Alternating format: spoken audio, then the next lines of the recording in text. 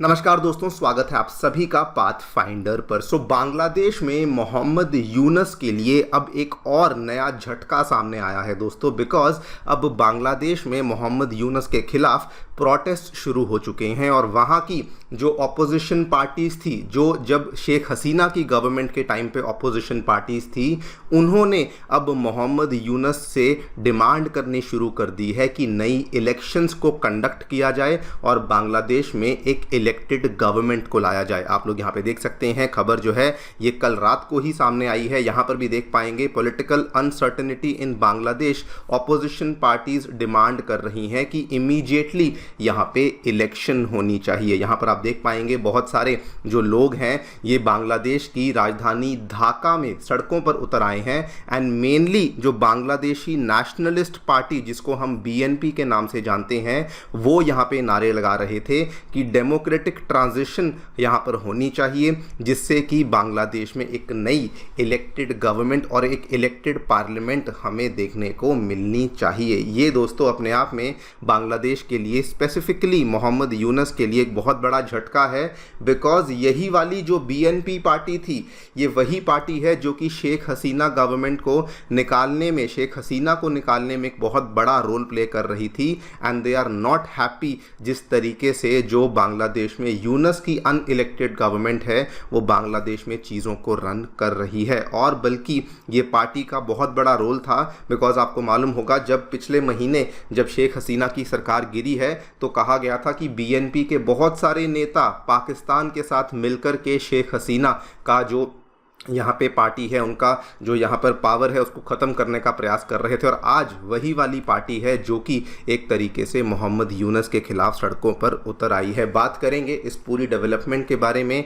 What is the main reason जिसके चलते BNP के द्वारा इतने मैसिव लेवल पे प्रोटेस्ट को शुरू किया गया है और इस पूरी चीज़ का क्या इम्पैक्ट है on Bangladeshis Yunus government and on India, इसको भी समझने का प्रयास करेंगे। आइए शुरू करते हैं दोस्तों मेरे साथ। मेरा नाम है अनिरुद्ध। यदि आप लोग हमें फॉलो करना चाहते हैं, हमारे लेक्चर्स के अपडेट्स को प्राप्त करना चाहते हैं, तो यहाँ पर दिए गए टेलीग्राम चैनल्स के माध्यम से ऐसा कर सकते हैं। आगे बढ़ने से पहले अनअकैडमी आप सभी के लिए दोस्तों सरप्राइज़ लेकर आई है। हमारा नया ऑफलाइन सेंटर अब बिहार के पटना में भी आ चुका है और वहाँ पर हम लोग आपके लिए यूपीएससी और बीपीएससी के लिए कोर्सेज को शुरू करने जा रहे हैं। इतना ही नहीं, हमारे जो पुराने ऑफलाइन सेंटर्स हैं वो ऑब्वियसली नई दिल्ली के करोल बाग, मुखर्जी नगर एवं उत्तर प्रदेश के प्रयागराज में भी चल रहे हैं, जहां पर दी गई डेट्स के ऊपर आपके लिए जीएस बैचेस को शुरू किया जा रहा है। इन सभी जीएस बैचेस में हम लोग आपको इनके साथ साथ CSAT, essay writing classes, current affairs coverage, test series जैसी सभी सेवाएं भी अवेलेबल करवा रहे हैं। फिर भी कोई डाउट है,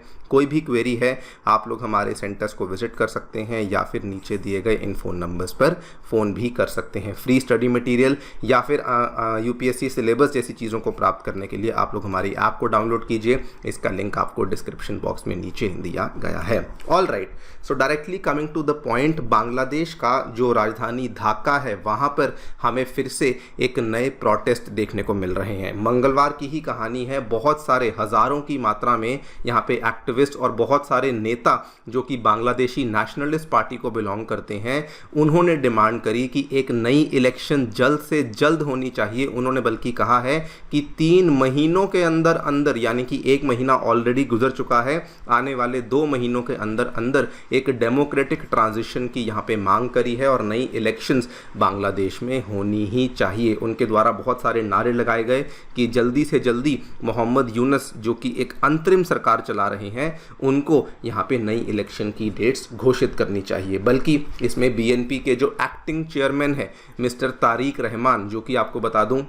खलीदा जिया के बेटे भी हैं, ये खुद जो कि लंदन से बैठ कर के इन चीज़ों को ओवरसी कर रहे हैं, इन्होंने लंदन से इस एक रैली को एड्रेस किया और उन्होंने कहा कि जो यहाँ पे मोहम्मद यूनुस की गवर्नमेंट कर रही है हम उसका समर्थन करते हैं, लेकिन हम ये चाहते हैं कि ये सारे के सारे जो रिफॉर्म्स और ये सुधार लाने का जो प्रयास किया जा रहा है ये एक पार्लियामेंट के थ्रू होना चाहिए और एक इलेक्टेड गवर्नमेंट के थ्रू ही होना चाहिए। सवाल ये आता है कि बीएनपी जो कि खुद इस पूरे के पूरे शेख हसीना गवर्नमेंट को निकालने में एक बहुत बड़ा रोल प्ले कर रही थी, वही आज यूनुस गवर्नमेंट के खिलाफ प्रोटेस्ट क्यों कर रही है। असल में प्रॉब्लम ये है कि जब से ऑलमोस्ट 40 दिन हो चुके हैं जब से यूनुस गवर्नमेंट पावर में आई है, लेकिन प्रॉब्लम यह है कि इन्होंने न्यू वोटिंग के लिए कोई भी टाइम टेबल ना तो सेट किया है ना ही शेयर किया है। कोई भी क्लैरिटी इस मुद्दे को लेकर इनके द्वारा नहीं दी गई है, बल्कि ये अपनी अंतरिम सरकार के थ्रू, जिसमें कि इन्होंने बहुत सारे स्टूडेंट्स जो कि प्रोटेस्ट कर रहे थे उनको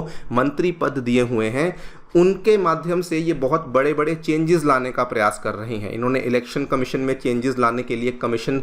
एक अलग से स्थापित कर दिया है। बहुत सारे वित्तीय संस्थानों में चेंजेस लाने के लिए नए नए कमीशंस को स्थापित कर दिया है। आप लोग यहाँ पे देखिए, पिछले हफ्ते की बात है, यूनुस गवर्नमेंट के द्वारा नया रिफॉर्म प्लान लाया गया है, जिसमें प्रॉब्लम यह है कि पार्लियामेंट के थ्रू ये रिफॉर्म प्लान नहीं लाया। एक छोटे से गुट ने मिलकर के तय कर लिया कि हमें ये वाले कमीशन स्थापित करने हैं, ये वाले बदलाव हैं जो कि बांग्लादेश में लेकर आने हैं। और बल्कि आज से कुछ ही दिन पहले, लगभग 2-3 हफ्ते पहले, मोहम्मद यूनुस ने कहा था कि जब तक बांग्लादेश में वाइटल रिफॉर्म्स नहीं हो जाते तब तक हम लोग फ्री एंड फेयर इलेक्शंस को यहाँ पे लेकर नहीं आएंगे। बल्कि बहुत सारी जो मीडिया है, बहुत सारे जो जर्नलिस्ट, अखबार वगैरह हैं, वहाँ पर वो भी मोहम्मद यूनुस के फेवर में आ गए हैं और वो भी ये कहते हैं कि कम से कम 2 साल के लिए मोहम्मद यूनुस को सत्ता में रहना चाहिए। लेकिन बीएनपी इस चीज़ के फेवर में बिल्कुल भी नहीं है, बल्कि बीएनपी को थोड़ा इस चीज़ का डर है, जिस तरीके से सन 2006 में एग्जैक्टली ऐसा हुआ था।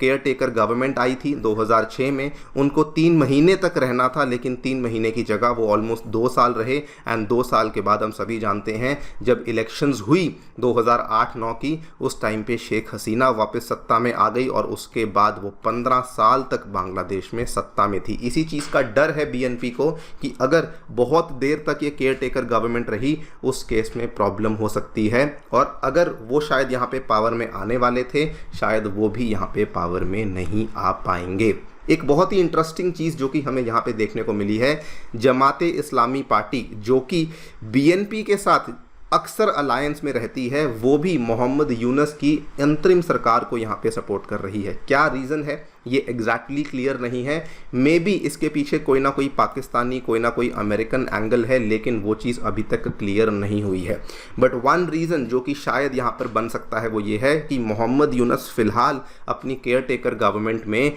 आर्मी को ज़्यादा पावर दे रहे हैं। कल रात को ही हमने देखा कि मोहम्मद यूनुस की सरकार के द्वारा इन्होंने बांग्लादेशी आर्मी को मैजिस्टीरियल और पुलिसिंग पावर्स दे दी हैं, जो कि फ़िलहाल 60 दिनों के लिए इनके द्वारा दी गई हैं, जिसमें कि इन्होंने कहा है कि आर्मी की जो पावर्स हैं उनको सब काफ़ी सिग्निफिकेंटली बढ़ा दिया गया है। This could be the reason कि जमात जो है वो यहाँ पे इसलिए इनको फेवर कर रही है, बिकॉज कहीं ना कहीं जमात पाकिस्तानी आर्मी के भी नज़दीक है, पाकिस्तानी आईएसआई के भी नज़दीक है। लेकिन एग्जैक्टली यहाँ पर ऐसा क्यों हो रहा है, इसके पीछे के रीज़न बिल्कुल भी क्लियर नहीं है। वैसे मैं आपको बता दूँ कि ये जो यूनुस सरकार के ऊपर दबाव है, ये केवल बीएनपी का नहीं, दुनिया भर की नॉन गवर्नमेंटल ऑर्गेनाइजेशंस भी यहाँ पे इलेक्टेड गवर्नमेंट की डिमांड कर रही हैं। कई सारे आंकड़े सामने आए हैं, बताते हैं कि 150 से भी ज़्यादा पत्रकार हैं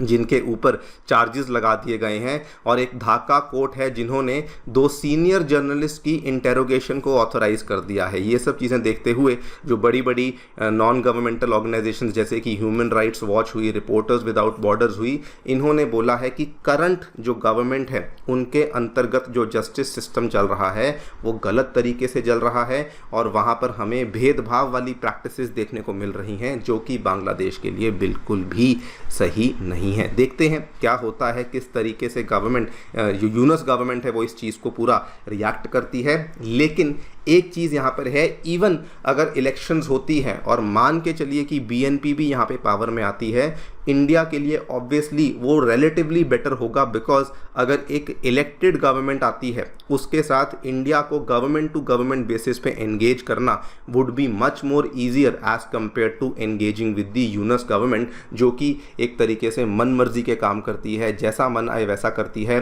बहुत सारे नेता ऐसे हैं जो कि स्टूडेंट्स हैं जिनके पास कोई एक्सपीरियंस नहीं है और बिना सोचे समझे वो एंटी इंडिया स्टेटमेंट्स भी यहाँ पे देते रहते हैं। देखते हैं जो भी होगा, बाकी आप लोग भी अपनी राय हमें ज़रूर बताएं कमेंट सेक्शन में। Thank you so much for listening, stay tuned.